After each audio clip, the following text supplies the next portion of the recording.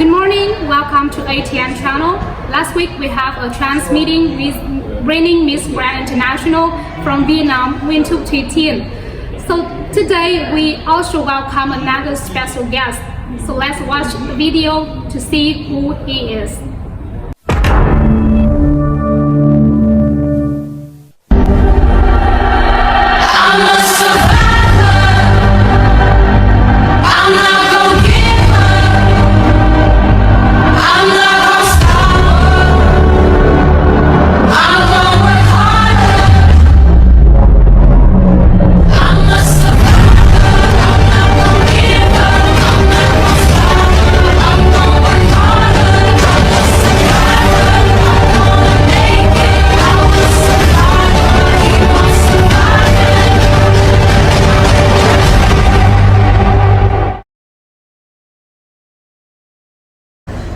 Good morning, Mr. Anderson. Thank you for agreeing to do this interview with our channel. Good morning, Anna. Good morning, all viewers of the ATN channels, and thank you for having me today. Mr. Anderson, would you mind telling me about what happened last night? You mean in the presidential debate with other candidates? Yes, with Marco Cleveland, things did seem to get out of hand a bit. Well, apparently he couldn't keep himself together when you brought up the brothers' terrible war in Iraq, which, by the way, is 100% true. That's the thing about me. I never use fake news to attack anyone. I only tell the truth. What former President Peter Cleveland did in Iraq was unjustifiable. Lots of people died, millions lost their home, and the WMDs was nowhere to be found. And if he still defended his brother for that, then he doesn't have the morality to be a president. But Mr. Anderson, was your father an outspoken advocate of that group? Well, yes, but as you can see, my relationship with my father doesn't affect my viewpoint regarding that matter. Yeah. I have my own viewpoint and I stick to what I believe in, unlike certain politicians who betray their words all the time. Okay, let's move to the matter of healthcare, which I'm sure that everyone wants to hear about. Sure, that's one of my core policies of my campaign. Studies show that at least 70% of Americans don't want to go to the hospital because of fear of the enormous healthcare expense.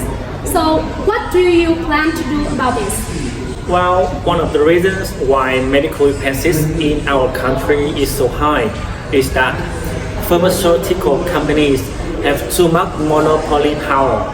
So they just set their price however high they want and put an end to that by allowing competent producers from EU, India and Japan to supply medicines to our healthcare system. This would force domestic companies to lower their price and improve their quality in order to compete. This would definitely benefit patients all over the country. But Mr. Anderson, your opponent claimed that such competition you wish to create will bankrupt our domestic companies, leaving that our market dominated by the foreign producers. So what is the response to such a claim? Well, that is absolutely not going to happen.